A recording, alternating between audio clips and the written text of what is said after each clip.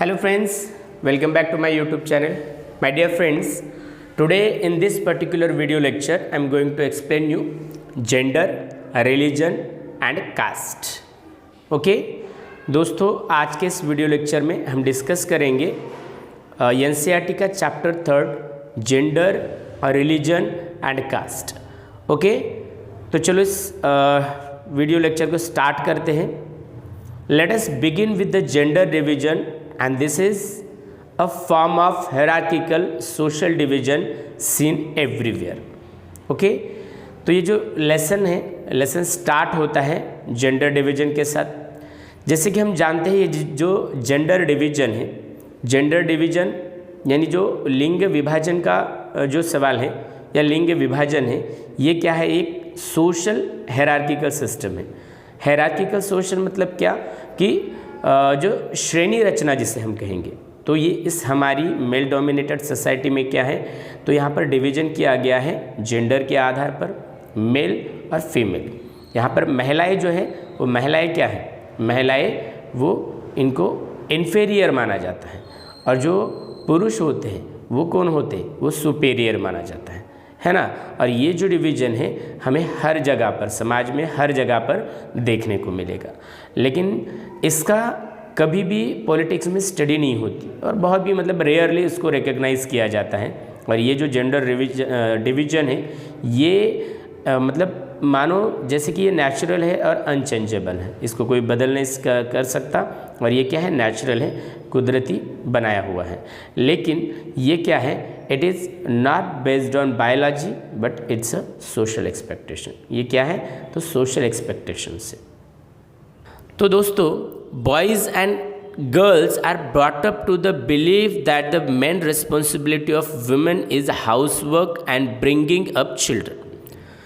तो जो लड़के और लड़कियां होती हैं, लड़के या लड़कियों की परवरिश इस तरह से की जाती है, उनको बचपन से ही सिखाया जाता है कि जो घर के काम होते हैं वो घर के काम किसके हैं, तो सिर्फ महिलाओं के होते हैं.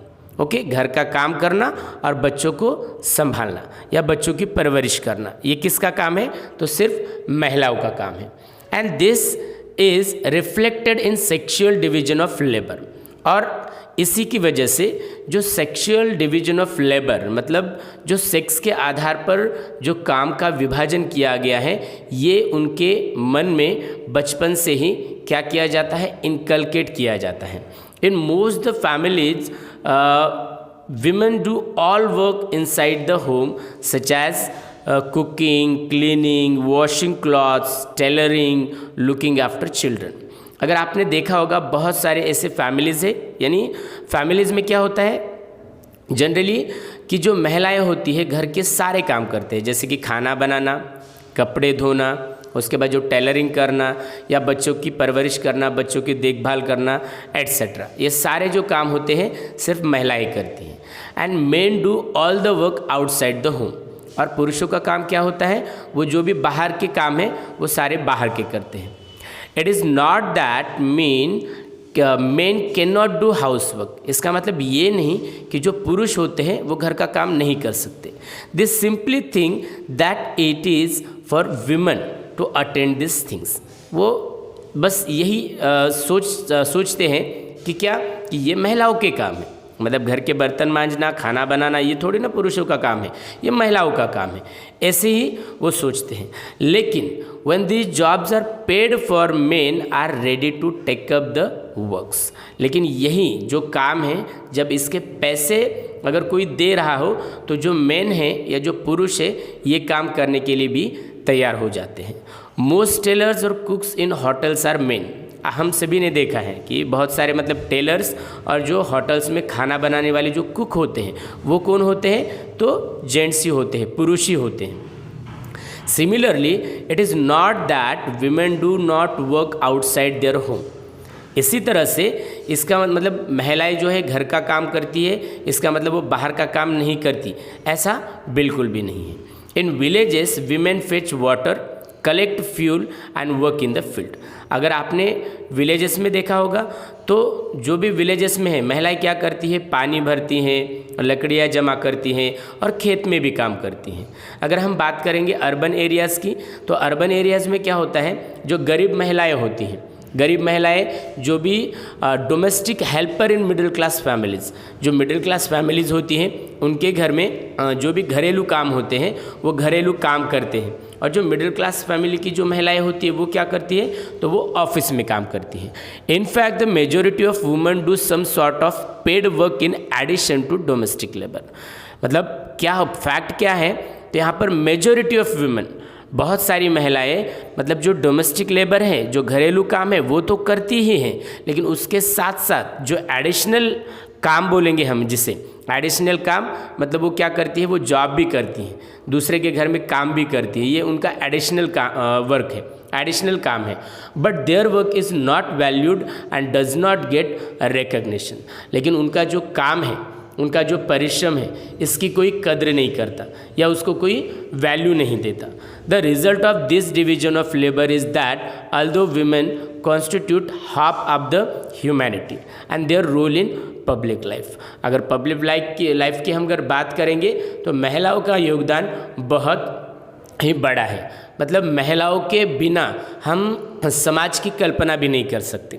Okay, specially politics is minimal in most societies. अगर हम राजनीति की बात करेंगे तो राजनीति में महिलाओं का जो पार्टिसिपेशन है वो बहुत ही कम दिखाई पड़ता है। Earlier only men were allowed to participate in public affairs. जो पब्लिक अफेयर्स होते थे या जो भी सार्वजनिक कामकाज है, इसमें पहले सिर्फ और सिर्फ पुरुष ही होते थे, क्योंकि हमारी जो सोसाइटी है वो कैसी है, वो मेल डोमिनेटेड सोसाइटी है और इसमें जो महिलाओं को है, महिलाओं को कोई भी अधिकार नहीं था, उनको वोट का अधिकार नहीं था। इसके साथ साथ जो पब्लिक ऑफिसेस है उनमें भी मतलब पार्टिसिपेट करने का उनको अधिकार नहीं था। लेकिन gradually the gender issue was raised in politics, और धीरे धीरे तरीके से जो जेंडर इशू है वो पॉलिटिक्स में मतलब रेज होने लगा, इस पर आवाज़ उठाने लगे। Women in different part of the world organised and agitated for equal right. अगर हम बात करेंगे तो महिलाओं के अधिकारों के लिए सारी मतलब दुनिया भर की जो महिलाएं हैं इसके लिए आंदोलन करने लगी, इसके लिए ऑर्गेनाइज हुई और इक्वल राइट्स की डिमांड करने लगी। There were agitation in different countries for the extension of voting right to women, और इसके लिए बहुत सारे आंदोलन हुए, एगिटेशन किए गए अलग अलग देशों में, किसके लिए, तो उनको भी वोट का अधिकार प्राप्त हो। इससे पहले आपको मतलब आपने 9th स्टैंडर्ड में भी पढ़ा होगा कि महिलाओं को वोट का अधिकार बिल्कुल भी नहीं था। हमने 9th स्टैंडर्ड में भी पढ़ा है, 9th स्टैंडर्ड में फ्रेंच रेवोल्यूशन में पढ़ा है, महिलाओं को किसी भी काम में उनको कंसिडर नहीं किया जाता था। तो बाद में धीरे धीरे तरीके से उनकी मतलब ये आवाज़ जो है उठने लगी और वो वोटिंग राइट का डिमांड करने लगे। And these agitations demanded enhancing the political and legal status of women and improving their educational career opportunities. और धीरे धीरे तरीके से क्या हुआ कि ये जो एगिटेशंस है और उनकी जो डिमांड है, चाहे फिर वो राजनीति में हो, उसमें राजनीति में क्या है, लीगल स्टेटस महिलाओं के लिए मिल जाए, women and improving their educational and career opportunity, और उनके जो भी एजुकेशनल और करियर अपॉर्चुनिटीज़ है उनको भी मिलनी चाहिए, क्योंकि वो भी क्या है, वो भी एक समाज का हिस्सा है।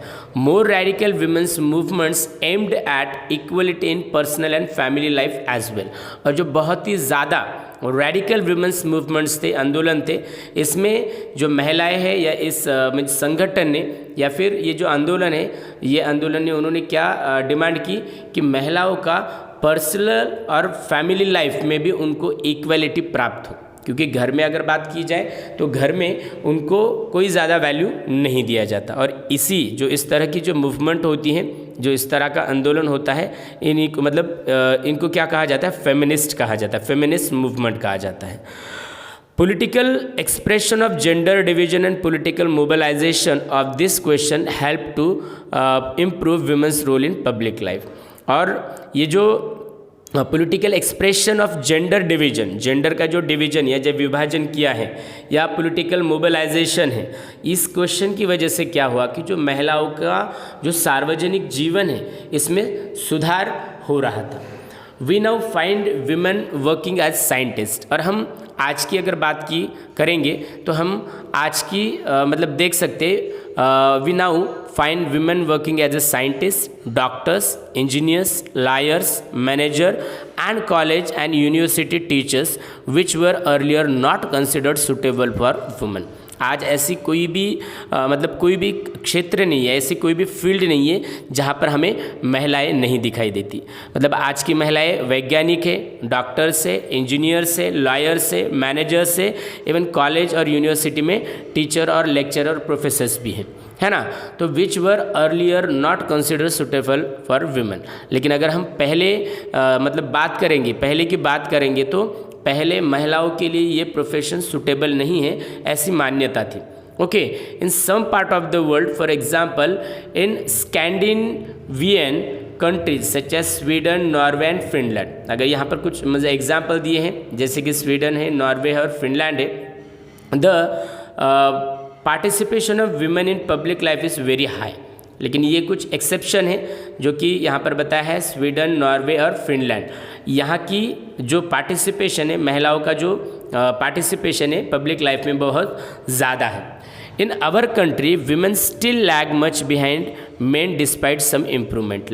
अगर हम अपने भारत की बात करेंगे, अपने देश की बात करेंगे तो हमारी मतलब देश में महिलाएं आज भी पिछड़े हैं और महिलाओं का जो स्थान मिलना चाहिए वो स्थान नहीं है। Since independence are still a male dominated. अगर हम आज़ादी मतलब जब से हमारे भारत को आज़ादी मिली है तब से अगर बात करेंगे तो हमारी जो सोसाइटी है, हमारा जो समाज है वो क्या है, मेल डोमिनेटेड है, पेट्रार्किकल सोसाइटी है, हमारी पितृसत्ताक मतलब समाज है।